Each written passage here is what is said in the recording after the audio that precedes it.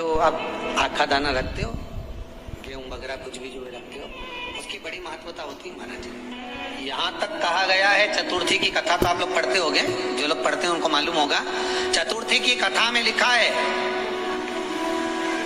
चौथ माता के व्रत में वर्णन किया गया है कि वो आखा दाना जो रखा जाता है, मान लो कोई जरूरी काम होता है तभी आखा दाना को रखा जाता है, संभाल के रखते हैं कि हम इस काम के लिए जा रहे हैं और हमारा ये कार्य सफल होना चाहिए। तो जिसने चतुर्थी का व्रत करा है, जिसने चंद्रदेव का पूजन करा, चतुर्थी का व्रत करा, वो गणेश जी से विनती करके वहां से 2-4 आखा दाना उठा ले, और जो व्यक्ति का काम अटक रहा है अपने ही घर का, पर दूसरे कुल को नहीं देना, अपने कुल के अंतर्गत जो काम अटक रहा है उसकी जेब में, उसके पल्लू में उस चीज को रख दिया जाए। तो चतुर्थी जो अगली आती है, जैसे आप महीने की करते हो तो महीने की, और आप जैसे करते हो कि 4 अलग बड़ी बड़ी चतुर्थी करते हो तो उसके अनुसार आपका कार्य सिद्ध होता ही है। उस आखे दाने का इतना महत्व होता है क्योंकि चतुर्थी का व्रत करने वाली माता जब व्रत करती है तो स्वयं चतुर्थी की कथा में लिखा हुआ है कि पार्वती जी गणेश जी से चतुर्थी की कथा बचवाती है। तो चतुर्थी की कथा जब होती है तो उसको स्वयं गणेश जी बाच रहे हैं। तो व्रत कौन सुन रही है? माता पार्वती। और आपने जो आखा दाना लिया वो गणेश जी के भाव से लिया, गणेश जी से निवेदन करके, विनय करके, प्रार्थना कर उसको प्राप्त किया। तो जिनकी यहाँ संपदा की कमी होती है, वैभव की कमी होती है, लक्ष्मी की कमी होती है, प्रतिष्ठा की कमी होती है, धन की कमी होती है, उसके लिए बुधवार के दिन अगर शंकर पर 1 लोटा पानी चढ़ाया जाता है तो जिन लड़कियों का विवाह नहीं हो रहा, जिन बच्चों का विवाह नहीं हो रहा, उन बच्चों के भी विवाह हो जाते हैं। हमारा वृद्धि से मतलब होता है जिस कन्या या वर का विवाह नहीं होता, 40 साल हो गए या 30 साल हो गए, या जब 28 के बाद में लड़का लड़की क्रॉस हो जाए कि 29 में, 30 में, 32 में, 34 में, 40 तक पहुंच गए और विवाह नहीं हो रहा है, तब बेलपत्री के जो पेड़ होता है, वृक्ष होता है, उस वृक्ष की जो डाली होती है, उस डाली के मनकों से जो माला बनती है, बाजार में मिल जाती है बेल की माला, उस माला को भगवान शंकर को समर्पित कर बेलपत्री के वृक्ष के नीचे बैठ कर भगवान शंकर का पंचाक्षर मंत्र का जाप करना है। कौन सा मंत्र है? पंचाक्षर मंत्र कल बताया था, नमः शिवाय। अगर रसोई घर से भोजन में तुलसी डलकर अगर ठाकुर जी के सामने वो थाली रखी तो ये पक्का है वो थाली ठाकुर जी नहीं जीमेंगे, क्योंकि उसमें तुलसी रखी हुई आई। हाँ, जब ठाकुर जी के सामने थाली रखा गई और तुमने थाली रखने के बाद में मंदिर के सामने बैठ के फिर तुलसी डाली तो ठाकुर जी उसको स्वीकार कर लेते हैं। क्यों? क्योंकि 33 करोड़ देवी देवता एक जगह पर विराजमान है।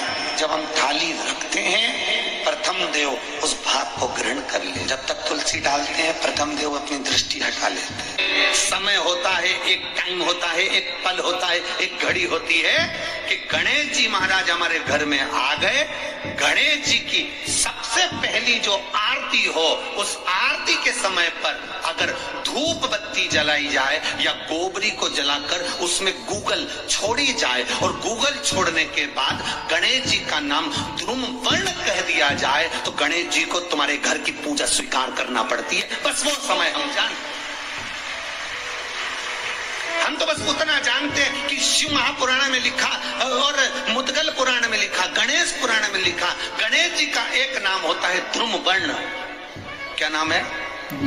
ध्रुम वर्ण गणेश जी का एक नाम होता है। जब हम धूप जलाकर और धूप लगाने के बाद में गणेश जी की सबसे पहली आरती करने के पहले अगर हम सबसे पहली आरती गणेश जी की कर रहे हो, अपने घर में स्थापना कर रहे हो, बिठा रहे हो, और तुम चाहते हो कि गणेश जी मेरे घर में आके मेरी पूजा को स्वीकार करें और जो मांगू मेरा गणेश मुझे दे 10 दिन के अंदर, तो पहला नाम लेकर पुकार लेना ध्रुम वर्ण विनायक, बैठो, बस काम हो गया।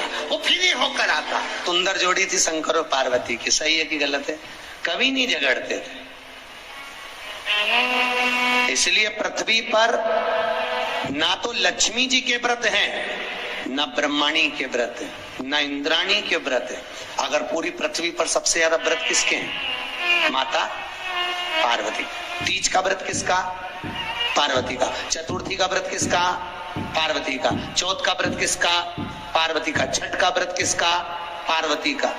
जितने व्रत है सब माता पार्वती। गणेश जी मैया को प्रसन्न करने के लिए अष्ट रूप में धारण करते हैं। 8 रूप भगवान गणेश जी ने धारण किए। एक मयूरेश्वर गणेश, दूसरा सिद्धि विनायक, तीसरा बल्लालेश्वर, फिर वरद विनायक, फिर चिंतामणि, फिर गिरजात्मज, फिर भगवान गणेश विघ्नेश्वर अष्ट विनायक, फिर महागणपति। ऐसे गणेश जी के अष्ट नाम हुए। उस समय तिजोरी के अंदर जो गणेश की प्रतिमा रखी जाती है किस नाम से रखी जाती है? तो तिजोरी में हम जो गणेश की प्रतिमा रखते हैं वो वरद विनायक के नाम से रखते हैं। कौन? वरद विनायक के नाम से तिजोरी में गणेश रखते हैं।